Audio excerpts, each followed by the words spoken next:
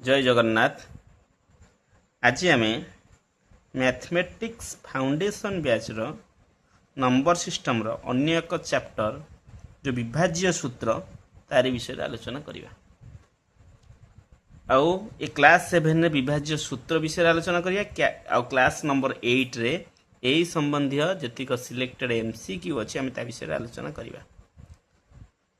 जदि आपण मानक ये वीडियोटी भल लगे आपण मैंने निश्चिंत लाइक शेयर सब्सक्राइब करेंगे और निश्चिंत भाव कमेंट देवे। देखिए प्रथमे दुई द्वारा विभाज्य सूत्र कौन आमर दुई द्वारा विभाज्य सूत्र सूत्र किसी लिखबार ना मुझे खाली जस्ट बुझे दूसरी। मनकर गोटे संख्या मुझे लिखिली 5 6 9 8 3 आ गोटे संख्या लिखिली 2 4 1 7 0। ताहले एठी दुई द्वारा विभाज्य क्या कहवा ना जो संख्यार एकक स्थान रे कौन रहिबो एकक स्थान अर्थ डाहाण पार्श्व कौन रहिबो ना 0 रहिबो 2 रहिबो 4 रहिबो 6 रहिबो किंबा 8 रहिबो। जदि एई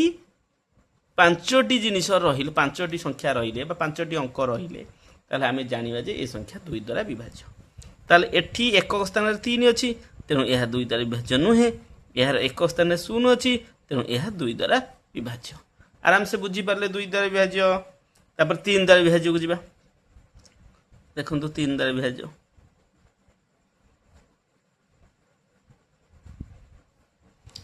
जो संख्यार अंक मानकर समष्टि 3 द्वारा विभाज्य। ताल अंक मानकर कौन कर समष्टि करदब अंक मानकर समष्टि जदि 3 द्वारा हरिबा जदि विभाज्य होगला जदि विभाज्य हैला ताहले सेई संख्याटा ताहले सेई संख्या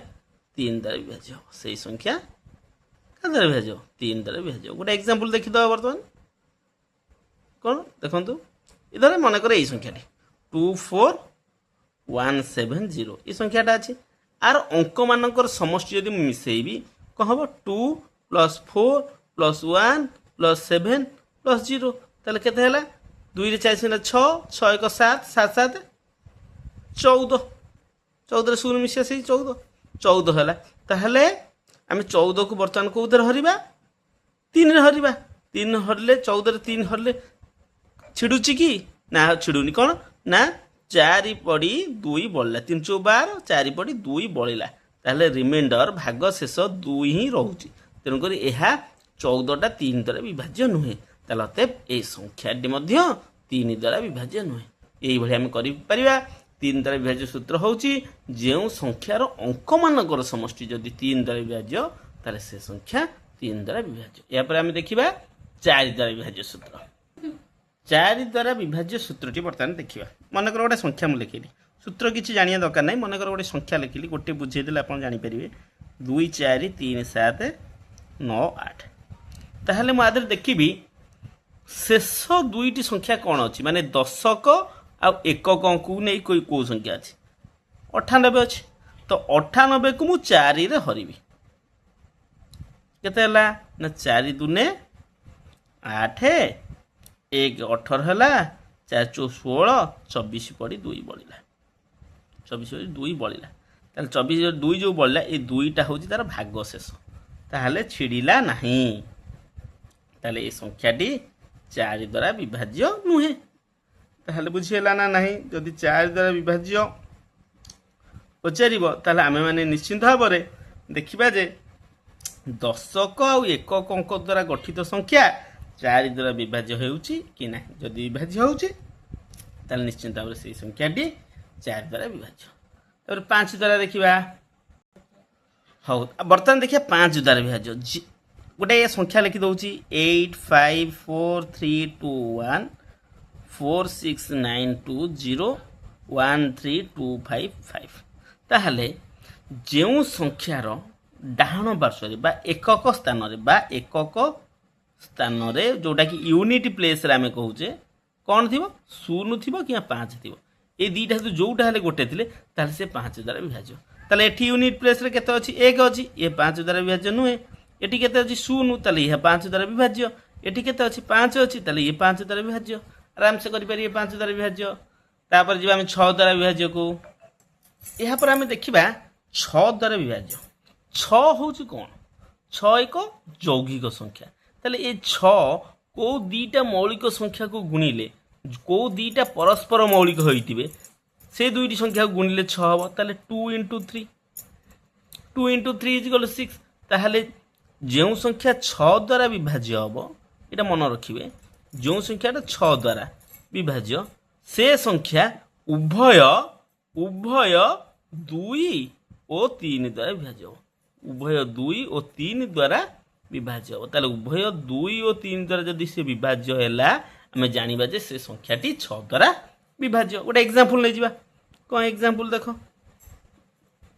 धर गोटे संख्या नेली 43201 आ गोटे नेली 2322 ए संख्यार वर्तमान यूनिट प्लेस रे बा एकक घर कि अछि एक अछि ताले एहा 2 द्वारा विभाज्य नुहे तो 2 द्वारा विभाज्य नुहे माने ताले निश्चित भाव ये 6 द्वारा विभाज्य हेबो नाही ताले एहा 6 द्वारा विभाज्य नुहे 6 द्वारा विभाज्य नुहे काहेकि ना कारण एहा 2 द्वारा विभाज्य नुहे कारण 6 द्वारा जे विभाज्य हबो से उभय 2 द्वारा होतिबो पुनश्च 3 द्वारा होतिबो तेणुकर ए संख्याटा को देखिबा ए संख्यार एकक घर केते अछि 2 अछि ताले एहा निश्चित भाव 2 द्वारा विभाज्य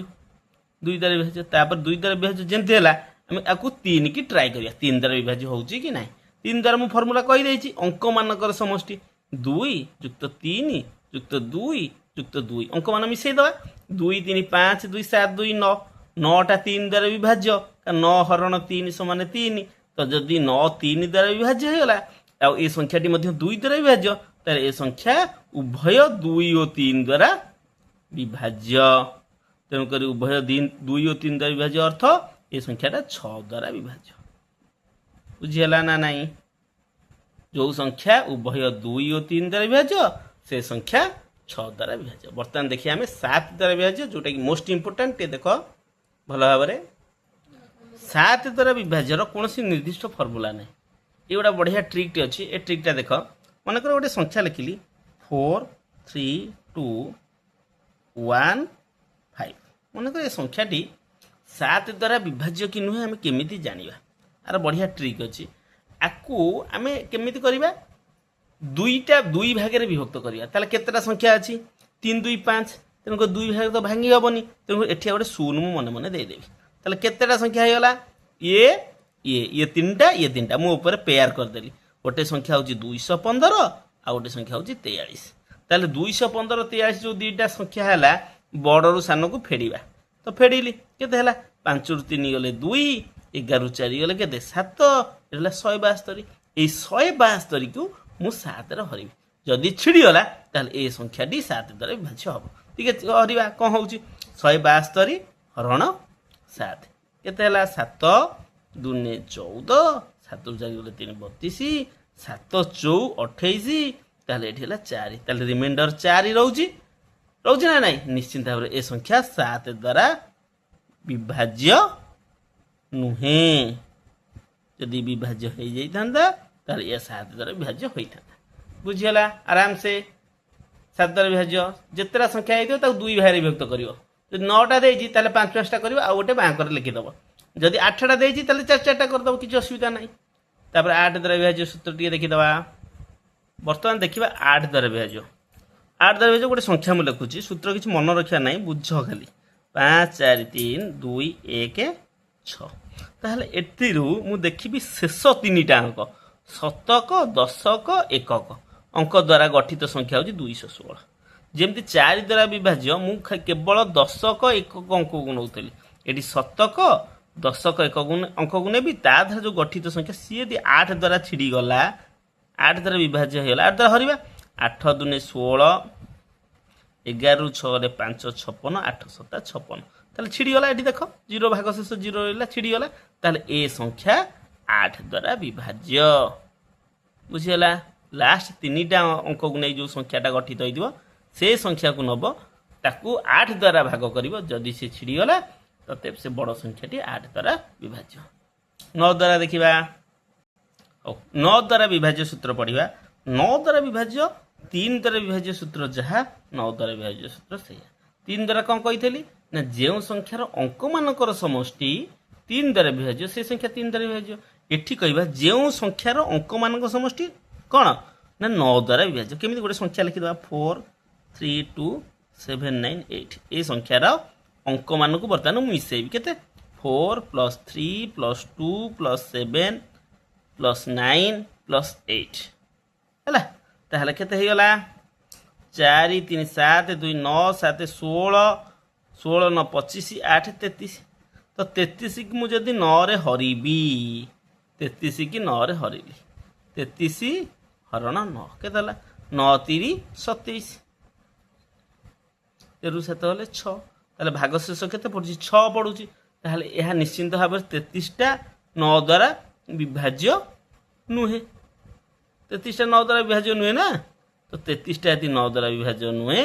ताहले निश्चिंत भाव ए संख्या मध्य 9 द्वारा विभाज्य नुहे